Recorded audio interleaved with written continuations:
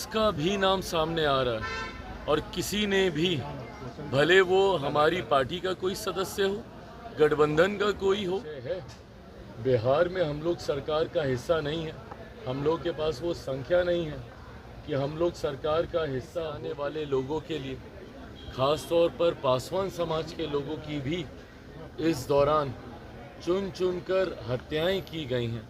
प्रदेश प्रशासन से मुख्यमंत्री जी, जो कि प्रदेश के हमारे गृह मंत्री भी हैं, उनसे भी हम लोगों ने पुनः यह आग्रह किया है, लिखित तौर पर भी, क्योंकि हाल फिलहाल के दिनों में जिस तरीके से टारगेट किलिंग भी बढ़ी है, जिस तरीके से अनुसूचित जाति से आने वाले लोगों के लिए, खास तौर पर पासवान समाज के लोगों की भी इस दौरान चुन चुनकर हत्याएं की गई हैं।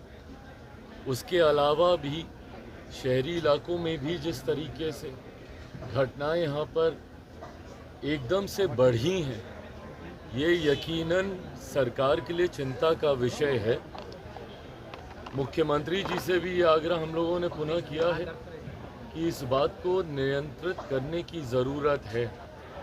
कौन ऐसे असामाजिक तत्व हैं जो कि चुनावी वर्ष, और मैं मानता हूं कि कहीं ना कहीं इसके पीछे राजनीतिक दृष्टि भी है, ऐसे असामाजिक तत्व जो कि चुनावी वर्ष होने की वजह से सरकार और सरकार की छवि को खराब करने की सोच के साथ इस तरीके की घटनाओं को अंजाम दे रहे हैं, उन लोगों को चिन्हित कर कड़ी से कड़ी सज़ा दी जाए।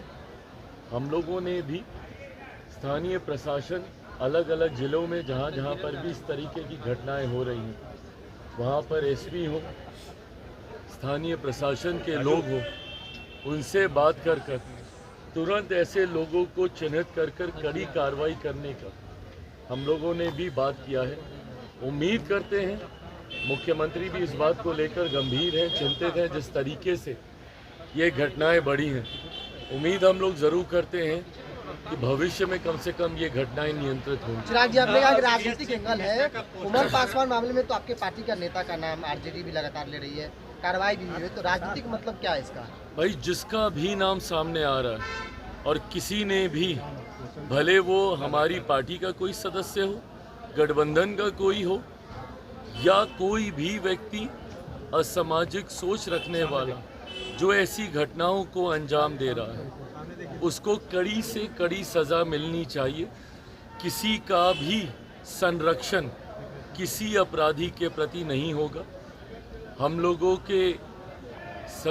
के पार्टी का प्रतिनिधि मंडल भी गया था, जिस घटना का आप जिक्र कर कोमल पासवान का, वहाँ पर हमारी पार्टी के सांसद जमुई से अरुण भारती जी, जो कि प्रदेश के प्रभारी भी हैं, वो भी गए थे। मुख्यमंत्री जी के संज्ञान में इस पूरे मंत्री जी से बात हुई है। ऐसी घटनाओं में और इस तरीके की जितनी घटना है, जो भी दोषी है बख्शा कतई किसी को नहीं जाएगा।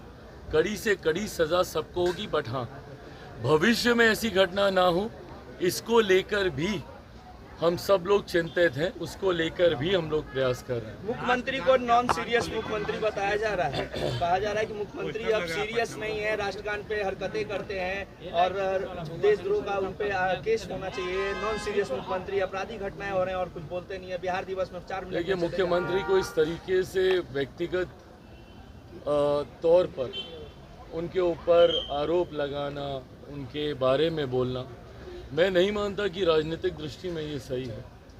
जब आप राजनीति में होते हैं, एक राजनीतिक दल हैं या राजनीतिक दल के आप प्रतिनिधि हैं, ऐसे में सरकार को नीतियों पे घेरिए ना। लॉ एंड ऑर्डर के विषय पे मैंने कहा ही कि भाई, ये सरकार के लिए चिंता का विषय है। बिहार में हम लोग सरकार का हिस्सा नहीं है, हम लोग के पास वो संख्या नहीं है कि हम लोग सरकार का हिस्सा होते। हम लोग और मजबूती से अपनी बातों को हम लोग रखते हैं, जिस तरीके से केंद्र में हम लोग सरकार का हिस्सा हैं। पर हाँ, अगर कोई नीतिगत विषय पर आपको ऐतराज़ है, इन बातों को आप रखिए, मजबूती से रखिए। सरकार जवाब देने के लिए तैयार है, सरकार को जवाब देना भी होगा। पर ऐसे में मुख्यमंत्री के स्वास्थ्य को लेकर व्यक्तिगत आरोप प्रत्यारोप करना उनके ऊपर, मैं नहीं मानता कि ये सही है। मौलाना मदनी का और सीएम नीतीश के दावते इफ्तार का बाइकआउट किया है। देखिए, मैं मदनी साहब का बहुत सम्मान करता हूँ, आदर करता हूँ। उनसे पुराने संबंध हम लोगों के रहे हैं।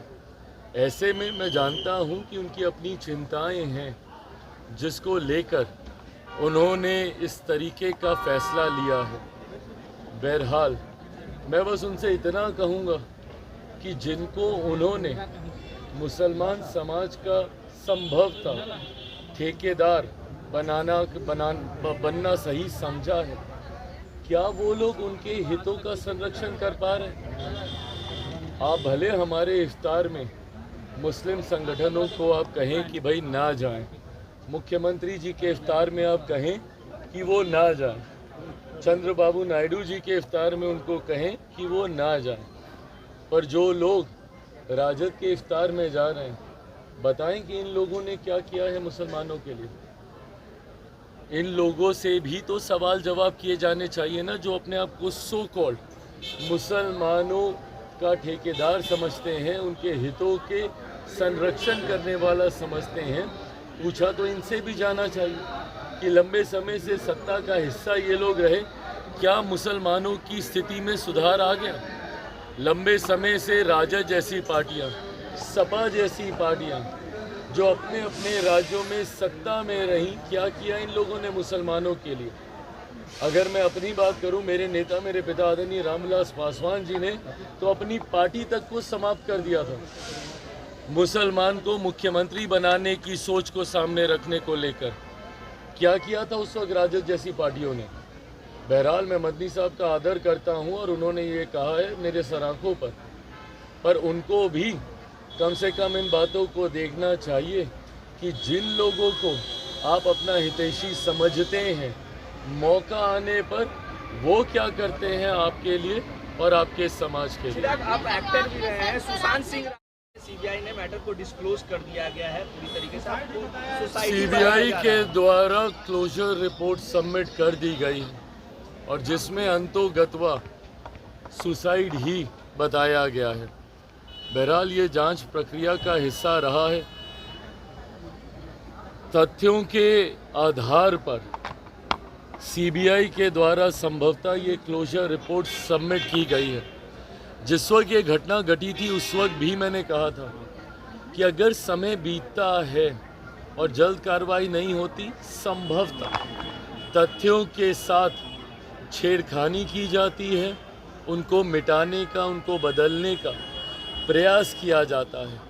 उस वक्त भी मैंने आग्रह किया था कि हम लोगों को जल्द से जल्द सीबीआई को ये केस सौंपना चाहिए। स्थानीय प्रशासन पर कई तरीके के सवाल उस वक्त खड़े हो रहे थे। अब तथ्यों के आधार पर या तथ्यों के अभाव में सीबीआई ने अपनी क्लोजर रिपोर्ट सबमिट कर दी गई है। मुझे लगता है कि अगर परिवार या कोई और जो उनसे जुड़ा हुआ है, जिनको शायद और कोई जानकारी है, अगर वो सामने रखते हैं तो संभव